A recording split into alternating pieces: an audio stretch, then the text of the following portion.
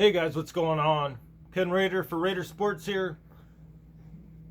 Talking about the U.S. women's national team. As we all know, they won for the fourth time in 8 World Cups.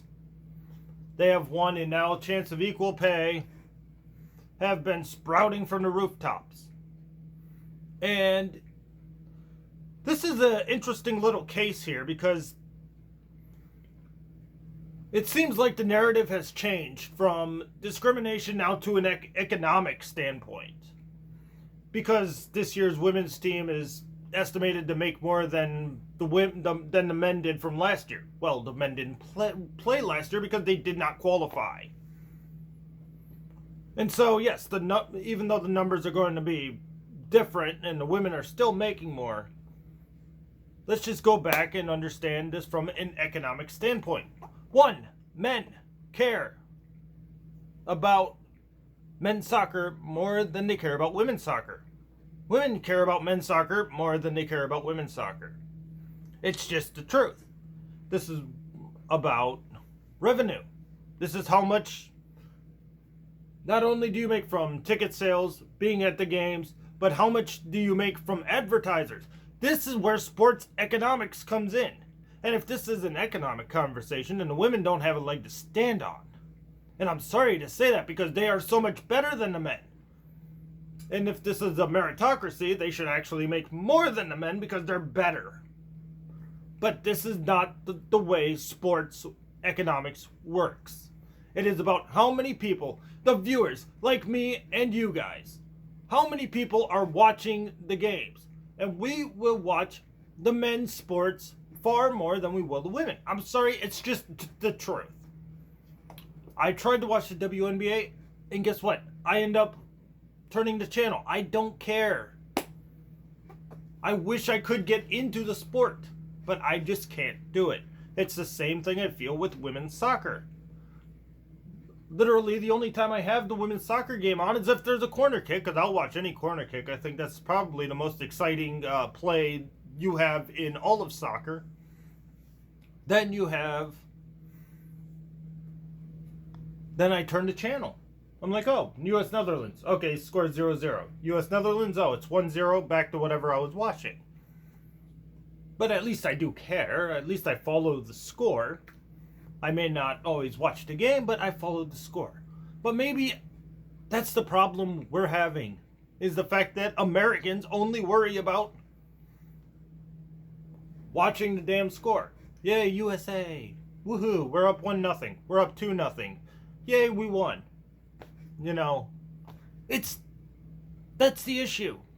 Right here is the fact that we will watch the men's sports, and the men's sports will generate more revenue via sponsorships, which none of these people are talking about. CNBC, MSNBC, none of these people are talking about the fact that advertisers go to pay more for the men.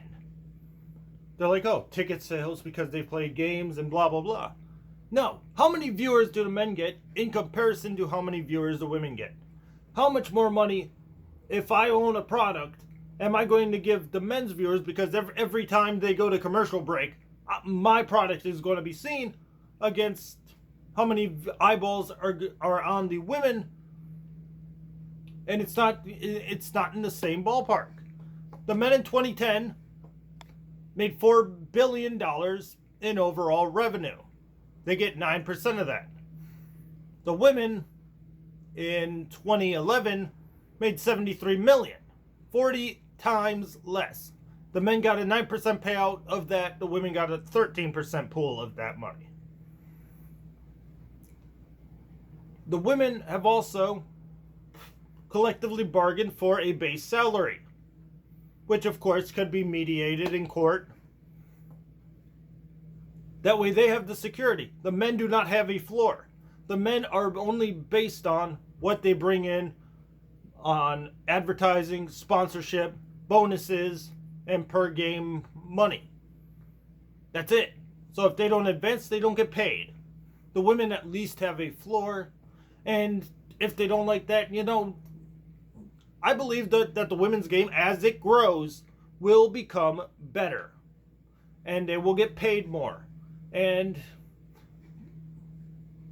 But what really is the real caveat of this is that the men's failure on the field, especially in international play, does not transition to the patriotism that the nation would have if the men would win the damn World Cup and then the women would win it the following year. We would be like, yes, we run everything. We are now a power in soccer.